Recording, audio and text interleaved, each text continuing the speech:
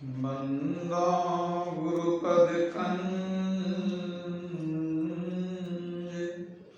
कृपा सिंधु नरूप हरि महामोह तम पुंज जासु वचन कर निकर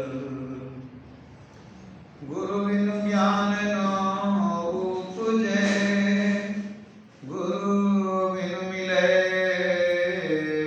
न भेव गुरु बिनु संशय न मिटे जय जय जय गुरुदेव। बोलिए प्रेम से श्री सद्गुरु महाराज की जय। परमाराध्य गुरुदेव के पावन श्री चरणों में कोटि शरण नमन। वंदनीय साधु समाज, आदरणीय धर्म प्रेमी सज्जनों, माताओं, बहनों तथा प्यारे बच्चों, हमारे गुरुदेव महर्षि संत सेवी परमहंस जी महाराज कहा करते थे कि मनुष्य जीवन की सफलता भोगों की बहुलता में नहीं है, अपितु भगवत भजन की मादकता में है। कहने का मतलब, अगर बहुत भोग सामग्री जमा कर लिए,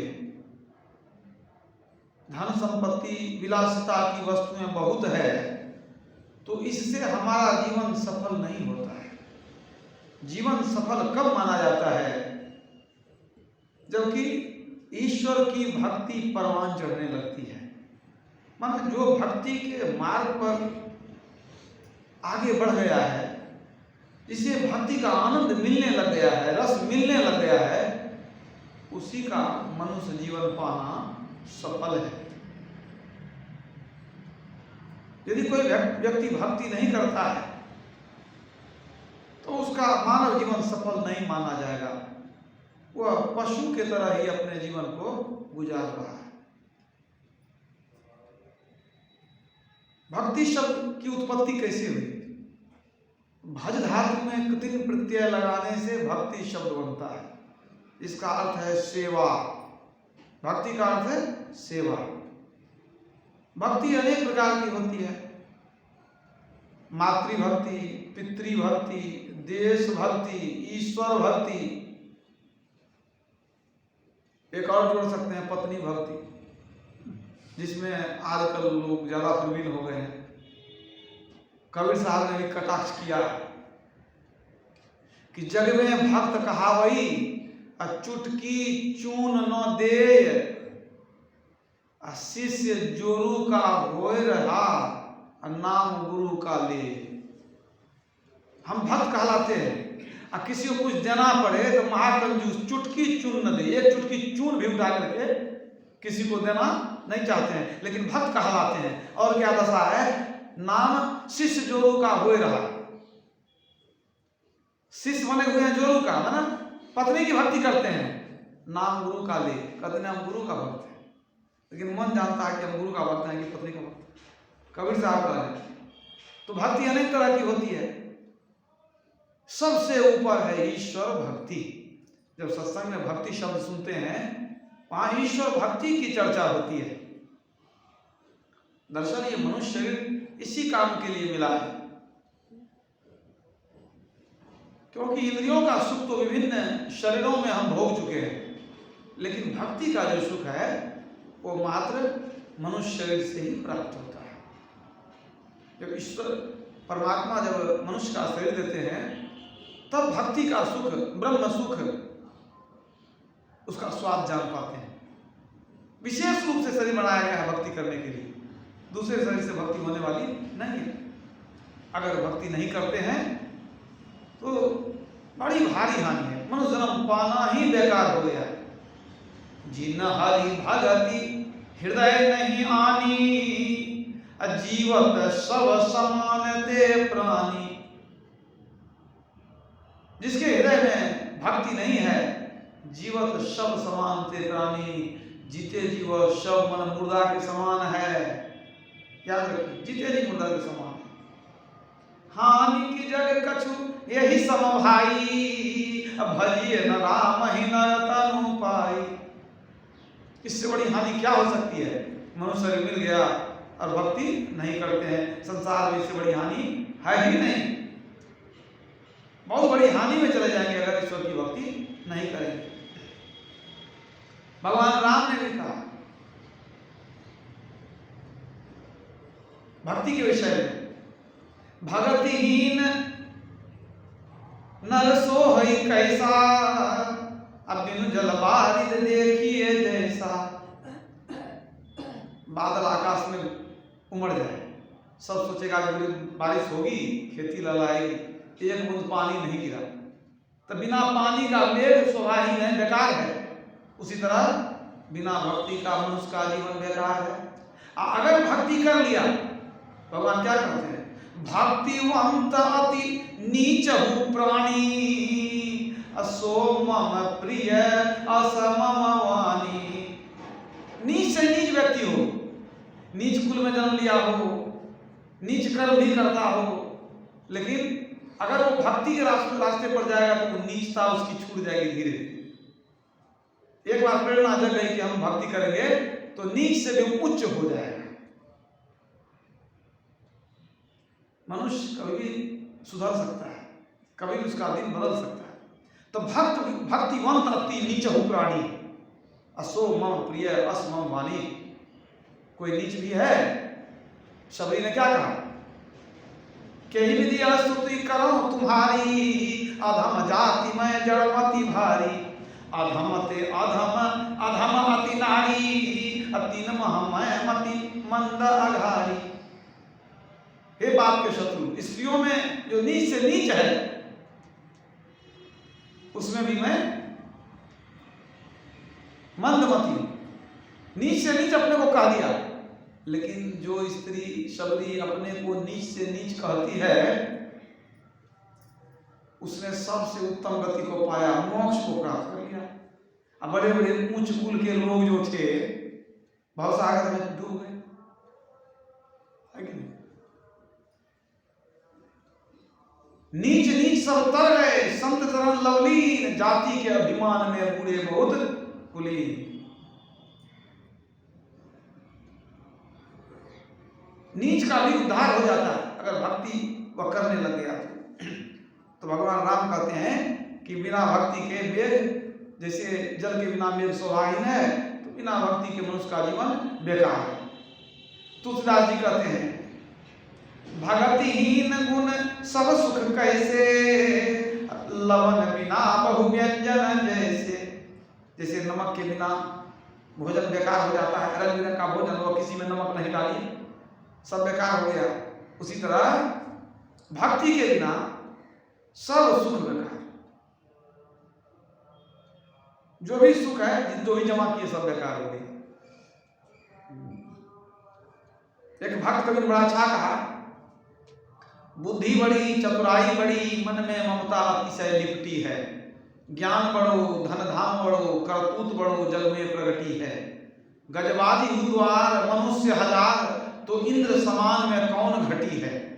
असो सब एक हरि भक्ति बिना, जैसे सुंदर नारी की नाक कटी है। बहुत सुंदर नारी हो, पहनावा ओढ़ावा बढ़िया हो, आभूषण भी सुसज्जित हो, लेकिन अगर घूंघट उठावे देखे स्त्री को नाक नहीं है, सब सुंदरता बेकार। तो वही कहते हैं भक्ति के बिना मनुष्य का जीवन बिल्कुल बेकार है। सो सब एक हरि भक्ति बिना, जैसे सुंदर नारी की नाक कटी, सारी सुंदरता बेकार हो गई। इसलिए जब हम धर्मग्रंथों का अध्ययन करते हैं तो वहां एक स्वर से कहा जाता है कि भक्ति करनी चाहिए, लेकिन भक्ति कैसे करनी चाहिए? उसमें सरलता हो, पवित्रता हो, पाखंड नहीं हो, ढोंग नहीं हो, दिखावा नहीं हो, तब तो असली भक्ति हुई। नरम सरल सब सम छलहीना, हृदय में छल कपट नहीं हो, भगवान कहते हैं। और जब भक्ति करते हैं तो लक्ष्य क्या होना चाहिए? लक्ष्य प्रभु की प्राप्ति होनी चाहिए।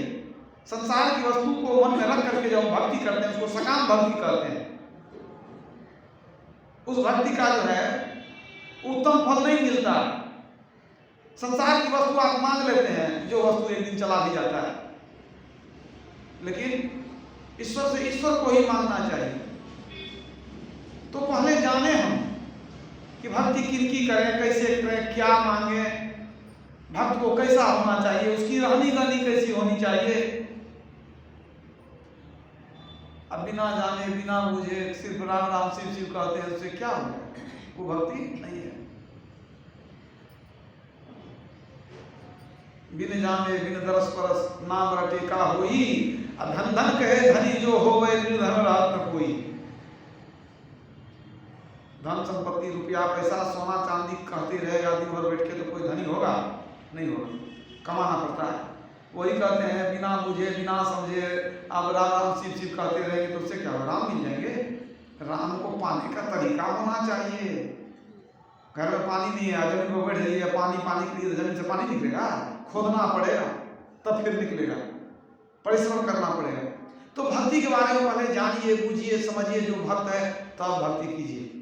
लेकिन भक्ति में कैसे, हमारे गुरुदेव ने भी कहा, पाखंड और अहंकार तजी निष्कपट हो दीन हो, दिखावा ढोंग ये सब नहीं होनी चाहिए। कैलाश पर्वत पर भगवान शिव थे, माता पार्वती भी थी। माता पार्वती ने कहा कि प्रभु आजकल तो बहुत लोग भक्ति करते हैं, भक्ति के नाम पर बड़ी भीड़ लगती है, लोग खूब भक्ति करते हैं, देखते हैं, लेकिन प्रभु लोगों का कल्याण नहीं हो रहा है। भक्ति का जो फल मिलना चाहिए तो वो फल नहीं मिल रहा है। कारण क्या है? भगवान शिव ने कहा कि पार्वती ये जो देखती है भक्तों की भीड़ लगती है मंदिरों में, तीर्थों में, ये सब भक्ति के नाम पर दिखावा है, ये बनावटीपन है, ये ढोंग है, किसी का दिल पवित्र साफ नहीं है, सब भिड़िया दसान है, देखा देखी करते हैं, ये सब पाखंड है। यही कारण है कि भक्ति का जो फल होना चाहिए सुख शांति कल्याण वो नहीं होता है। माता पार्वती ने कहा कि देखिए तो आज सोमवार है, कितनी भीड़ है आपके मंदिरों में, कितने लोग जा रहे हैं, सुबह सुबह ठंडा में भी स्नान कर रहे हैं, और इतना कष्ट से सब कुछ एकत्र किए, सुबह सुबह फूल आदि सब कुछ, और आप कहते हैं कि सच्चा नहीं है, इसका मन सच्चा नहीं है, ये सब दिखावा है, पाखंड है। ये कैसे विश्वास होगा? इतना कष्ट उठा करके लोग दिखावा कैसे करेगा? भगवान शिव ने कहा तो क्या चाहती है, परीक्षा करना चाहती है? कहा हमको तो विश्वास है, इससे नहीं होता। आप तो कहते हैं एक तरफ, आप कहते हैं कुछ और बात। अब लोगों में जो देखते हैं जोश, बोल बम क्या लोगों में जोश है, तो आपके मंदिरों में इतनी भीड़ देखते हैं, मंदिरों में तीर्थों में भीड़ देखते हैं, तो आपके बातों पर सहसा यकीन नहीं होता है। अगर कोई प्रमाण हो तो बता दीजिए। भगवान शिव ने कहा था चलो धरती पर चलते हैं हम लोग, साधारण रूप बना लो, चलो मेरे साथ चलो। भगवान शिव एक कोढ़ी का रूप बना लिए, बीमार व्यक्ति कोढ़ी, बूढ़ा। अब पार्वती तो सुंदरी थी ही, साधारण वस्त्र पहन करके उनके साथ साथ चल दी। वहां जाकर के एक तीर्थ में भगवान शिव का मंदिर तो था ही, वहीं मंदिर के बाहर में जो लोग बीमार लोग बैठते हैं कि बाबू 5 पैसा दे दो कि 10 पैसा दे दो, तो वहीं बैठ गए कि कुछ देगा हमको भी। लोग वहीं बैठ गए, भगवान शिव पार्वती। अब लोग सब जो आते थे तो लोग तो वहाँ जो गरीब दुखिया है, दरिद्र है, बल्कि भिक्षु है, सबको कुछ न कुछ दान देते हैं ना। पार्वती भी बैठ गई, बगल में भगवान महादेव बैठ गए। तो पार्वती भगवान महादेव को कोई देखना नहीं चाहे, मतलब बीमार थे ना, कोढ़ी थे, उनको देख करके मुंह फेर उधर चले जाए। अब उनके आगे में पैसा भी बहुत कम चले, अब पार्वती के आगे में बहुत पैसा चल रहा था। सब जाए तो उन्हीं को देखे या उनको पास पैसा चढ़ावे। इतना ही नहीं, अब कोई मन चला आवे तो कहता था कि तुम इतनी सुंदर हो, इसके पीछे क्यों पागल अपना जीवन बर्बाद करती हो। कोई कुछ करके चले जाए, कोई आया कहने के लिए, कोई हंसी मजाक करके चले जाए। बूढ़ा के चक्कर में क्यों जब अपना जीवन बर्बाद कर रही हो। अंत में अब लोग सब कोई मजाक करे, कोई दिल्लगी करे, कोई ताना मारे, कोई कुछ कहे, कोई कुछ कहे। आया है सब भक्ति करने, भगवान को चढ़ाने, भक्ति करने, लेकिन वहां आकर के पार्वती की सुंदरता से आसक्त हो जाए लोग, तो कुछ से कुछ बोलने लगे। एक मन चला आया, कहता कि बूढ़ा को छोड़ दो, तुम मेरे साथ चलो, हम तुमको रानी बना करके रखेंगे। बूढ़ा ने क्या रखा, अपना जीवन बर्बाद मत करो। ये जो कह दिया, तो अब पार्वती को बड़ा कष्ट हो गया। वो कहने लगी, प्रभु जल्दी चलिए यहाँ से, अब हमको बर्दाश्त नहीं होता है, अब हमारा बेइज्जती कराने के लिए यहाँ आए हैं। कहा तू ही तो कहती थी बड़ी भीड़ लगी है, चलेंगे हम भी देखेंगे तो पता चलेगा कितने भक्त हैं। तो इन कहती थी, कहना ना आप हम नहीं रुकेंगे, अब हमको बेइज्जती सहन नहीं होता। क्या मालूम सुबह सुबह भूखे पेटी लोग फूल लेकर के माला लेकर आया भगवान का की पूजा करने, आखिर लोग आया है मनोरंजन करने आया है, दिल लगाने के आया। अब हम चलते हैं। भगवान से कहता था थोड़ा सा रुकिए, थोड़ा सा रुकिए। इतनी भीड़ में एक किसान आया। किसान आया तो बाहर में देखा कि एक कोढ़ी व्यक्ति बैठा है, उसके आगे में कुछ नहीं है, खाने पीने का भी नहीं है। वो बेचारा सत्तू लेके आया था, अपना सत्तू का पोटली रख दिया। कहता माई आप लोग को लगता है कुछ खाए नहीं होंगे, हमारे पास और कुछ नहीं है, ये सत्तू है, यही आप लोग आज खा लीजिएगा। और अगर आपकी आज्ञा हो, पार्वती ने पूछा, अगर आपकी आज्ञा हो तो बूढ़े बाबा के जरा हम घाव जो है ना, हम पट्टी कर देना चाहते हैं, मक्खी लग रही है, तो आप कहिएगा तो हम पट्टी कर देंगे। वो अपना गमछा फाड़ करके माँ पार्वती ने कह दिया कि ठीक है, तो गमछा फाड़ करके घाव पर पट्टी कर दिया, सत्तू दे दिया। और इतना ही नहीं, कहा धन्य हो माता, तू धन्य हो, अपने पति बीमार पति की इतनी सेवा करती हो, धन्य हो, तुम्हारे ऐसा पतिव्रता शायद ही कोई होगा। भगवान तुम लोगों को स्वस्थ रखे, कुशल रखे। अब वहां उन लोगों को फिर नमन करके वहां से तब मंदिर में वो किसान चला गया। तो भगवान शिव ने कहा इतनी भीड़ में एक ही सच्चा भक्त है, इसका दिल साफ है और जो ये जानता है कि नर सेवा नारायण सेवा। अरे आपके दरवाजे पर कोई भूखा मर जाए, आप गोसाई को लड्डू भोग लगाते रहिए, भगवान प्रसन्न होंगे उसमें। कोई देवता को आप चढ़ाते रहिएगा, दरवाजे पर एक जीव मर जाए आपका, कोई मनुष्य की बात छोड़ दीजिए, कोई जीव अगर भूख प्यास से मर गया तो ये आपको पाप होगा, क्योंकि आप मनुष्य शरीर में हैं, आपको क्षमता दिया है। इतने जीवों को उतनी क्षमता नहीं है, ज्ञान नहीं है, लेकिन मनुष्य में वो क्षमता है। वो चाहे तो सभी जीवों का भरण पोषण कर सकता है, सबकी देखभाल कर सकता है। तो वही बात है, जिसके हृदय में जीव के प्रति दया नहीं, सेवा की भावना नहीं, वही भगवान शिव ने कहा कि देखो पार्वती, जिसके अंदर में सेवा की भावना न हो, जिसके अंदर में दया नहीं हो, जिसके अंदर में पवित्रता सदाचार नहीं हो, तो ऐसे छल कपट से भरे हुए व्यक्ति की भक्ति प्रभु कभी स्वीकार नहीं करते हैं। इतनी भीड़ हो गई, एक ही भक्त मिला, अब चलो यहाँ से। तब भगवान शिव और पार्वती वापस लौट गए। तो भीड़ बहुत लगती है, लेकिन भक्त विरले होते हैं, बहुत कम भक्त होते हैं जिनका मन पवित्र होता है। निर्मल मन जन सो मोहि पावा, मोहि कपट छल छिद्र न भावा। अब देखिए मन में कितनी गंदगी है। लोग जाते हैं मंदिर, मन में खोट भरी और मुख में हरी, तो मंदिर में जाने से क्या फायदा। मन का मैल न धोया, अब बदन धो लिया, फिर गंगा नहाने से क्या फायदा। गंगा नहा ली, मन का मैल नहीं उतरा, मन में खोट ही रह गया, तो क्या फायदा। तो जब तक ज्ञान नहीं है, भक्ति भी बेकार है, बिना सत्संग के ज्ञान नहीं होगा। माला लक्कड़ मूरत पत्थर सगरे तीरथ पानी, जाके हृदय ज्ञान न उपजे चारों वेद कहानी। सब कहानी है, पढ़ लीजिए गीता रामायण, रट लीजिए, अपना सुनाते रहिए लोगों को, उससे क्या होगा। कुछ चरित्र में उतरना चाहिए, जीवन में उतरना चाहिए, कुछ तो सीखें हम, कुछ तो सीखें। थोड़ा भी सीखेंगे मतलब जीवन में उतारेंगे, थोड़ा परिवर्तन होगा। तो थोड़ा परिवर्तन होते होते एक दिन बहुत परिवर्तन हो जाएगा। और सिर्फ कहेंगे या करेंगे कुछ नहीं तो क्या होगा। कहता पे करता नहीं, मुख का बड़ा लवार, आखिर धक्का खाएगा साहब के दरबार। इलम पढ़े अमल ना करे, अमल बिना इलम खाक है जी। ज्ञान पढ़े और उसको जीवन में उतारे नहीं, उस ज्ञान से क्या होने वाला है? भक्ति को समझिए।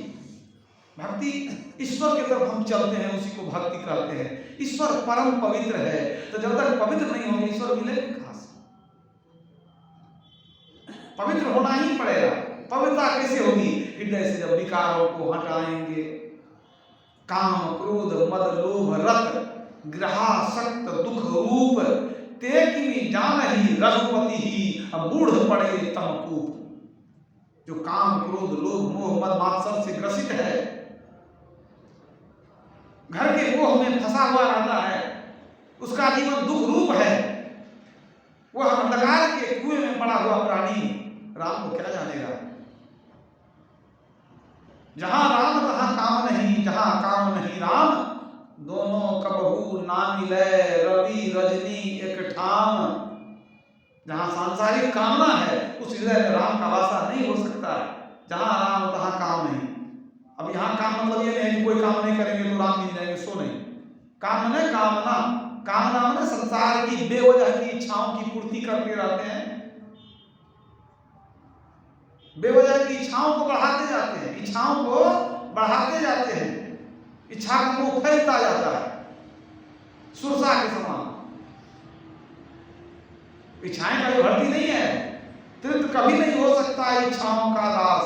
सागर नदियां पी गई फिर भी बुझी न प्यास। इच्छाओं को कम करना पड़ता है साधक को। जो ईश्वर को पाना चाहता है उनकी इच्छाएं सीमित होनी चाहिए, कम इच्छाएं होनी चाहिए, प्राप्त वस्तु में ही संतुष्ट रहना चाहिए। आठम यथा लाभ संतोषा, भगवान राम ने भी कहा। तो भक्ति को जानिए, आखिर भक्ति क्या है? भक्ति का मतलब है ईश्वर की ओर चलना। ईश्वर कहाँ है उनके लिए हम चलेंगे? कहाँ चलेंगे? सुनते हैं ईश्वर सब जगह है, तो जब सब जगह है तो कहाँ से चलें, कहाँ जाके पहुंचे, कहाँ जाके उनको खोजें? तो सारे संतों ने यही कहा कि ईश्वर को खोजने के लिए बाहर जाने की जरूरत नहीं है, अपने अंदर चलो। और ईश्वर एक ही एक है, विश्वास रखो ईश्वर एक है, अनेक ईश्वर हो ही नहीं सकता। एक ईश्वर पर अचल विश्वास, पूर्ण भरोसा। पूर्ण भरोसा होना चाहिए। पूर्ण भरोसे की भारी कमी है, पूर्ण भरोसे की भारी कमी है। अभी हम लोग संत मत में देखिए, इतना ऊंचा ज्ञान गुरु महाराज ने दिया। आप 100 सत्संगी को आप लिस्ट बना लीजिए, 100 सत्संगी। अब मुश्किल से उसमें से 5 कोई होंगे तो एक इष्ट पर एक निष्ठ रहते होंगे। कुछ बात संसदी महाराज कहते थे कि जो एक इष्ट पर एक निष्ठ रहता है उसका कभी अनिष्ट नहीं होता है।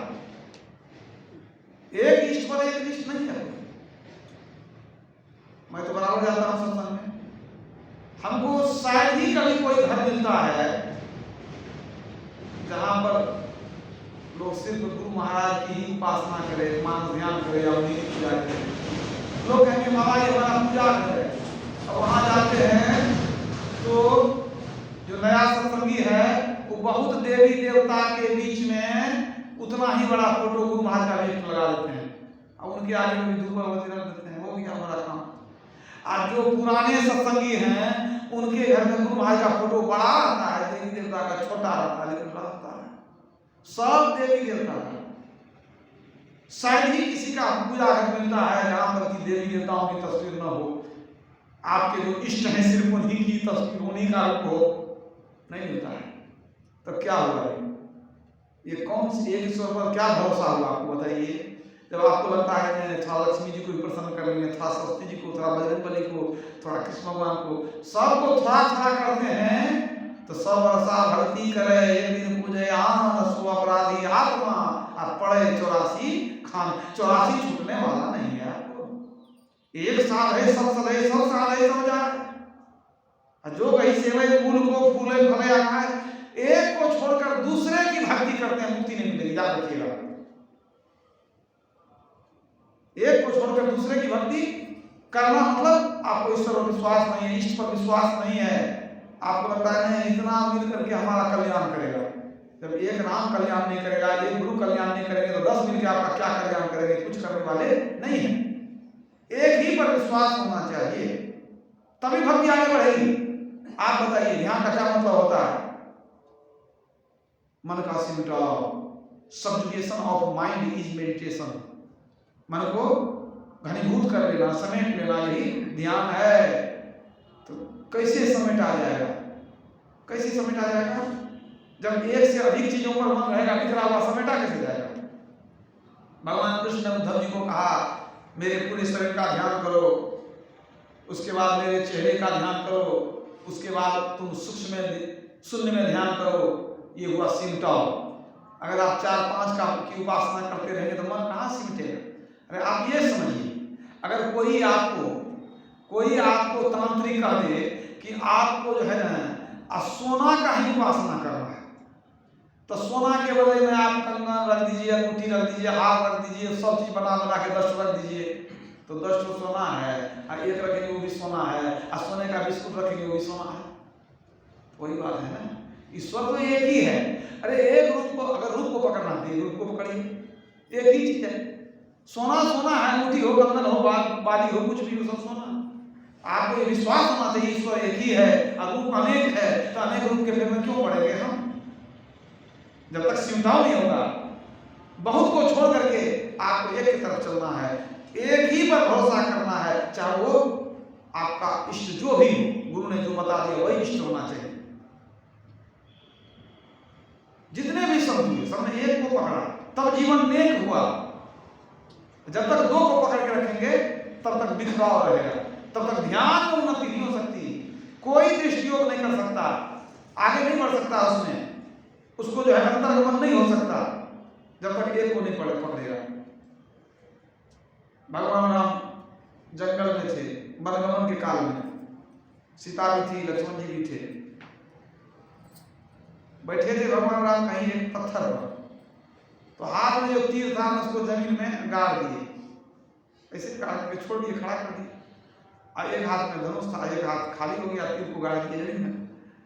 नजर पड़ी नीचे की तरफ तो देखते हैं क्या कि 1-2 बूंद खून वहां दिखाई पड़ रहा है, कहां? जहां तीर को गाड़े थे।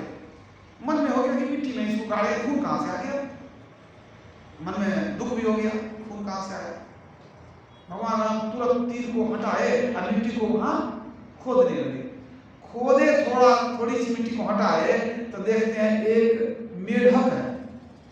मेढक को तुरंत मिट्टी से निकाले तो तीर जो वहां पर गाड़े थे उसके शरीर में चुभ गया था, उसी से खून निकल गया। भगवान को बड़ा दुख हुआ, मेढक को हाथ में उठा लिया। अब मेढक को पूछते हैं कि तुम चुपचाप पड़े थे, तीर लग गया, तुम कुछ बोला क्यों नहीं? अरे तुमको कुछ तो आवाज देना चाहिए, कुछ तो चिल्लाना चाहिए, कुछ तो बोलना चाहिए, तू क्यों नहीं कुछ बोला? मेढक कहता है, प्रभु ये शरीर भी आप ही का दिया है, अब तीर भी आप ही का दिया, तीर भी आप ही का था, इच्छा भी आप ही की, सब कुछ आप ही का है, हम इसमें क्या बोल सकते हैं, क्या प्रावधान कर सकते हैं? उल्टे हमको तो ये लगता था कि कभी न कभी शरीर तो छूटेगा ही। आज प्रभु के हाथों से अगर मौत नसीब हो रही है तो ये भी हमारा बहुत बड़ा भाग्य है कि प्रभु के हाथों से हमारा प्राण जाएगा। इसलिए हम क्या बोलते? भगवान राम बड़ा दुख हुआ, कहते कुछ तो कातर शब्द मुंह से निकलता है, कष्ट होता है तो कष्ट की ध्वनि भी निकलती है, एक बार भी तो आवाज देनी चाहिए, पुकारना चाहिए। तब मेढक कहता है, प्रभु कोई दूसरा अगर दुख दे तो लोग आपको पुकारता है, कोई संसार में दुख दे तो आपको पुकारता है। जब आप ही से हमको यदि दुख मिल जाए किसको पुकारते थे? हमारे भी तो कोई दूसरा है नहीं, हमारा ही तो आप ही हैं, और आप ही दुख दे रहे तो हम किसको पुकारे प्रभु? इसलिए हमने किसी को नहीं पुकारा, आपका दिया हुआ दुख भी मेरे लिए सुखी है। भगवान उसकी दशा देख करके विह्वल हुए, आंखों से आंसू के बूंद टपक पड़े।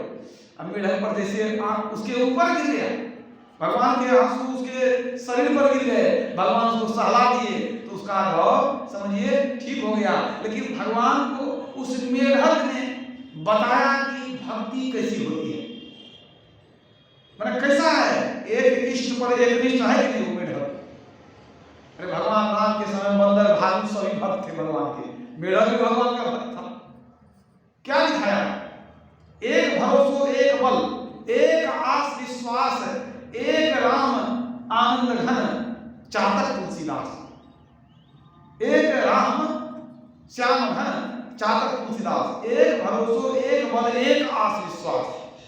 वो कहता है भाई कोई दुख देता है आपको पुकारते हैं, आप ही दुख दे रहे, आप क्यों किसको पुकारेंगे, कोई दूसरा हमारा इष्ट है, अब कोई हमको हमारा इष्ट है जिसको हम बुला सकते हैं। तो ये है एक निष्ठ भक्ति। इसी भक्ति के लिए किसी भक्त ने कहा, जैसी खुशी हो तेरी खूब नाच तू नचा ले।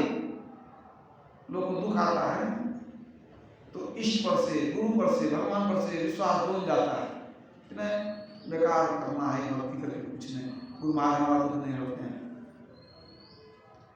लेकिन जो सच्चा भक्त है वो क्या करता है, जैसी खुशी हो तेरी खूब नाच तू नचा ले, खूब छानबीन कर ले, अच्छी तरह तपा ले, राजी हूं मैं उसी में जिसमें तेरी रजा है, यूं विवाह हुआ है वो विवाह।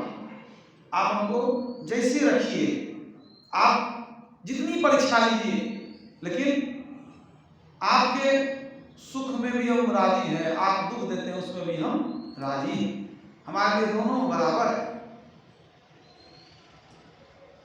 दुख भी प्रभु का प्रसाद है। तो ऐसा भरोसा हो जाए तो सोचिए भगवान की प्रसन्नता होगी कि नहीं होगी, एकदम होगी। तो ये है एक ईश्वर पर भरोसा और अपने अंदर में उनकी प्राप्ति का दृढ़ निश्चय रखना। अगर ये दृढ़ निश्चय रोज जो गाते हैं दृढ़ निश्चय हो जाए, अपने अंदर में प्राप्ति का दृढ़ निश्चय रखना, तब जहां तहां हम लोग जल फूल चढ़ाते फिरते हैं, क्यों चढ़ाएंगे, चढ़ाने की आवश्यकता ही नहीं है। बाहर घर में बाल खेल जैसा अभ्यंतर धसो। तो भक्ति देखिए, भक्ति बहुत उत्कृष्ट चीज है, लेकिन इस भक्ति को भी लोगों ने व्यापार बना दिया है, बिल्कुल व्यापार बना दिया। खास करके पंडितों ने व्यापार बना दिया, और कुछ ऐसे लोग जिनके पास धन है, समय नहीं है, समय नहीं है, श्रद्धा नहीं है, लेकिन सोचते हैं पैसा बहुत है, पंडित जी को पैसा दे देंगे वो सब कुछ कर देंगे, हमको कुछ करना नहीं पड़ेगा। तो पंडित जी को चाहिए पैसा, अब भक्त को पैसा बहुत है, पैसा दे दिया, अब भक्ति के नाम पर ढेर तरह का आडंबर, रोज नया नया भगवान प्रकट होते हैं, रोज नई नई नया नया मंदिर बना करके कौन कौन देवता को स्थापित करते रहते हैं। क्यों भाई, पूजा चढ़ाते रहो। तो लोग भक्ति को विकृत कर दिया। आज भक्ति लोग क्यों करते हैं, सोचते हैं कुछ संसार में लाभ हो जाएगा, नौकरी मिल जाएगी, जमीन हो जाएगी, शादी हो जाएगी और कुछ हो जाए। कबीर साहब कहते हैं, ऐसी दीवानी दुनिया भक्ति भाव नहीं बूझे जी, कोई आवे तो बेटा मांगे यही गोसाई दीजय जी, कोई आवे दुख का मारा हम पर कृपा कीजय जी, अब कोई आवे तो दौलत मांगे अब भेंट रुपया लीजय जी। 1 रुपया भेंट चढ़ा दीजिए, 1 लाख रुपया मांग लिए। कोई आवे तो दौलत मांगे यही गोसाई दीजय, भेंट रुपया लीजय जी। अब कोई करा दे ब्याह सगाई सुनत गोसाई दीजय जी। शिवरात्रि में भगवान शिव की शादी कराते हैं प्रत्येक वर्ष, भगवान खुश हो जाएंगे। कोई करा दे ब्याह सगाई सुनत गोसाई दीजय जी। सांचे का कोई गाहक नाही झूठे जगतपति जय जी। कहे कबीर सुनो है साधो अंधों को क्या की जय जी। कहते हैं संसार के लोग अंधे हैं, उनको हम क्या कर सकते हैं, मैं के ही समझाऊं और सब जग अंधा। एक होए तो उन्हें समझाऊं और सब ही भुलाना पेट के धंधा। मैं के ही समझाऊं और सब जग अंधा। कभी बोलते हैं किसको समझावे, सब मनमुखी काम करते हैं, बाहर में जो जो मन होता है सब करते हैं, कहते हैं भक्ति कर रहे हैं। ये भक्ति नहीं है। तो भक्ति कैसे होती है, भक्ति प्राण ते होता है, कबीर साहब की ही वाणी है।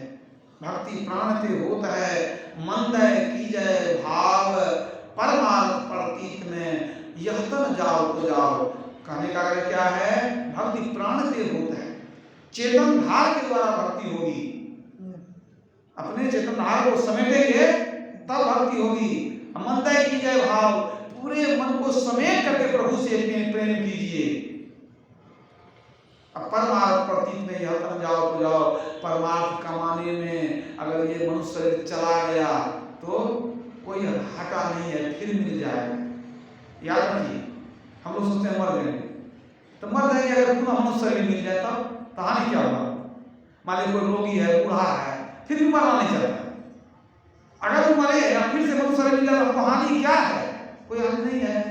अगर हम सच्ची भक्ति करते हैं तो मरने से डर कैसा, क्योंकि फिर से मनुष्य शरीर मिलेगा, फिर से मुक्ति का साधन करेंगे, तो डरने का कोई बात ही नहीं है।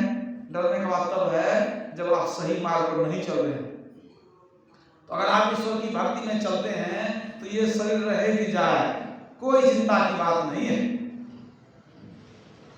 पुनः आपको सुंदर गुरु महाराज कहते थे कि भक्ति करते करते शरीर छूट जाए, मोक्ष नहीं मिले तो भक्त को किसी योगी कुल में जन्म होता है या फिर किसी श्रीमान कुल में जन्म होता है, उच्च श्रेष्ठ कुल, पवित्र कुल में जन्म होता है, नहीं तो योगी कुल में। गुरु महाराज आदमी देते थे कि योगी कुल कैसा होता है, जैसे नानक साहब थे, उनके 2 पुत्र थे, लक्ष्मी चंद और श्रीचंद। अब सोचिए उनके पुत्र का कैसा सौभाग्य था कि नानक देव जी महाराज के घर में जन्म लिए, सौभाग्य ऐसा था। लेकिन वो लोग भी भक्त हुए, वो लोग भी योगी हुए, लेकिन ऐसा नहीं है कि नानक साहब ने पुत्र को राजगद्दी दे दी। उनके घर में उनकी पत्नी चाहती थी कि बेटा को गद्दी मिल जाए। नानक साहब की बहन थी नानकी, वो भी चाहती थी हमारा भतीजा ही जो है गद्दी पर बैठे, लेकिन नहीं, नानक साहब को नहीं किया। याद रखिए, बर्तन मांजने वाले अंगद देव जी महाराज, उनको उत्तराधिकारी बना दिए। कैसे? वो जानते थे इसका हृदय पर पवित्र है, निष्कपट है, निश्चल है, किसी चीज का इसको लोभ नहीं है, और हृदय पवित्र है तो यही सच्चा भक्त है। उनको आशीर्वाद दे करके उनको गद्दी सौंप दिए। बहुत सारी घटनाएं हैं, बहुत कोशिश किया लोगों ने कि कुछ लोगों ने, परिवार के लोगों ने, कि बेटा को गद्दी मिले। उन्होंने कहा ना, बेटा को गुरु गद्दी का अधिकारी पुत्र कैसे हो सकता है। जो सच्चा उनका जो मानस पुत्र था वो गुरु गद्दी का अधिकारी हुआ। तो संत पहचान लेते हैं कि कौन कैसे, और उन्हीं को दायित्व देते हैं। तो असल है कि जो भक्ति के मार्ग पर चलता है, मन को पवित्र करके चलता है, तो उसको संतों की कृपा मिलती है, सद्गुरुओं की कृपा मिलती है, और परमात्मा की कृपा तो मिलती ही मिलती है। अगर आपका हृदय पवित्र हो गया तो समझिए भक्ति का आधा काम आपका हो गया, बहुत बड़ा काम हो गया। सच्चा भक्त का यही लक्षण है। और हृदय पवित्र नहीं हुआ, मन पवित्र नहीं हुआ, तो आप कोशिश करते रहें लेकिन आगे नहीं बढ़ सकेंगे, क्योंकि मन पवित्र नहीं होगा तो सिमटाव ही नहीं होगा। अरे मन मोटा क्यों होता? मन मलिन तन सुंदर कैसे, विश्वास भरा कनक कनक घट जैसे। मन अगर मलिन है, मन अगर चंचल है तो सिमटाव होगा नहीं, सिमटाव नहीं होगा तो मतलब उद्गति नहीं होगी, आलोक भेदन नहीं होगा, सूक्ष्म से सूक्ष्म नहीं जाएंगे, कहां से कुछ होगा। तो ध्यान करने लोग कभी कभी बैठते हैं, जब करने कभी कभी बैठते हैं, लेकिन जो चाहते हैं कि ध्यान में उन्नति हो उनको सतत सतर्क रहना चाहिए कि हमारा कर्म ऐसा नहीं हो कि मन मलिन हो जाए, हमारा कर्म ऐसा नहीं हो कि हमारा मन चंचल हो जाए। ऐसे परिवेश से बचना चाहिए। दिनचर्या अगर उस तरह की हो जाए तब जब ध्यान में आगे बढ़ेंगे। तो ये भक्ति के विषय पर मैंने थोड़ा सा आप लोगों को सुनाया। बोलिए प्रेम से श्री गुरु महाराज।